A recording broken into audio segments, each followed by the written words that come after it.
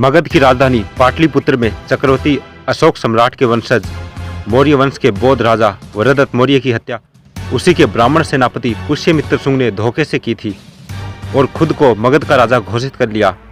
उसने राजा बनने पर पाटलिपुत्र से सियालकोट तक सभी बौद्ध विहारों को ध्वस्त करवा दिया था तथा अनेक बौद्ध भिक्षुओं का कत्लेआम किया था। पुष्यमित्र शुंग बौद्धों पर बहुत अत्याचार करता था और ताकत के बल पर उनसे ब्राह्मणों द्वारा रचित मनुस्मृति अनुसार हिंदू धर्म कबूल करवाता था। इसके बाद ब्राह्मण पुष्यमित्र शुंग ने अपने समर्थकों के साथ मिलकर पाटलिपुत्र और सियालकोट के मध्य क्षेत्र पर अधिकार किया और अपनी राजधानी साकेत को बनाया। पुष्यमित्र शुंग ने इसका नाम बदलकर अयोध्या कर दिया। अयोध्या अर्थात बिना युद्ध के बनाई गई राजधानी। राजधानी बनाने के बाद पुष्यमित्र शुंग ने घोषणा की कि जो भी व्यक्ति भगवाधारी बौद्ध भिक्षु का सिर काट कर ले आएगा उसे 100 सोने की मुद्राएं इनाम में दी जाएगी। इस तरह सोने के सिक्कों के लालच में पूरे देश में बौद्ध भिक्षुओं का कत्लेआम हुआ। राजधानी में बौद्ध भिक्षुओं के सिर आने लगे। इसके बाद कुछ चालाक व्यक्ति अपने लाए हुए सर को चुरा लेते थे और उसी सर को दोबारा राजा को दिखाकर स्वर्ण मुद्राएं ले लेते थे। राजा को पता चला कि ऐसा लोग धोखा कर रहे हैं तो राजा ने एक बड़ा पत्थर रखवाया और राजा बौद्ध भिक्षु का सर देकर उस पत्थर पर मरवाकर उसका चेहरा बिगाड़ देता था। इसके बाद बौद्ध भिक्षु के सर को घाघरा नदी में फेंकवा देता था। राजधानी अयोध्या में बौद्ध भिक्षुओं के इतने सर आगे कि कटे हुए सरों से युक्त नदी का नाम सरयुग अर्थात सरयू हो गया। इसी सरयू नदी के तट पर पुष्यमित्र शुंग के राजकवि वाल्मीकि ने रामायण लिखी, जिसमें राम के रूप में पुष्यमित्र शुंग और रावण के रूप में मौर्य सम्राट का वर्णन करते हुए उसकी राजधानी अयोध्या का गुणगान किया था और राजा से बहुत अधिक पुरस्कार पाया था। यही बात वामसेप के संस्थापक वामन मेश्राम भी कह रहे हैं।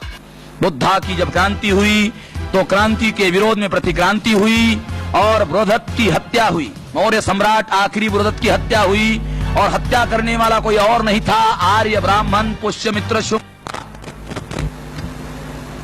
पुष्यमित्र शुंग के दरबार में वाल्मीकि राजकवि था और वाल्मीकि ने पुष्यमित्र शुंग को सामने रखकर ही रामायण लिखा। रामायण का राम कोई और नहीं है, पुष्यमित्र शुंग ही है और इसका एविडेंस रामायण में है। इतना ही नहीं, रामायण महाभारत स्मृतियां आदि बहुत से काल्पनिक ब्राह्मण धर्म ग्रंथों की रचना भी पुष्यमित्र शुंग की इसी अयोध्या में सरयू नदी के किनारे हुई। बौद्ध भिक्षुओं के कत्लेआम के कारण सारे बौद्ध विहार खाली हो गए। तब आर्य ब्राह्मणों ने सोचा कि इन बौद्ध विहारों का क्या करें कि आने वाली पीढ़ियों को कभी पता ही नहीं लगे कि बीते वर्षों में ये क्या थे। तब उन्होंने इन बौद्ध विहारों को मंदिरों में बदल दिया और इसमें अपने पूर्वजों व काल्पनिक पात्रों को भगवान बनाकर स्थापित कर दिया और पूजा के नाम पर यह दुकानें खोल दी। ध्यान रहे, वरदत्त मौर्य की हत्या से पूर्व भारत में मंदिर शब्द ही नहीं था और न ही इस तरह की संस्कृति थी। वर्तमान में ब्राह्मण धर्म में पत्थर मारकर नारियल फोड़ने की परंपरा है। ये परंपरा पुष्यमित्र शुंग के बौद्ध भिक्षु के सर को पत्थर पर मारने का प्रतीक है।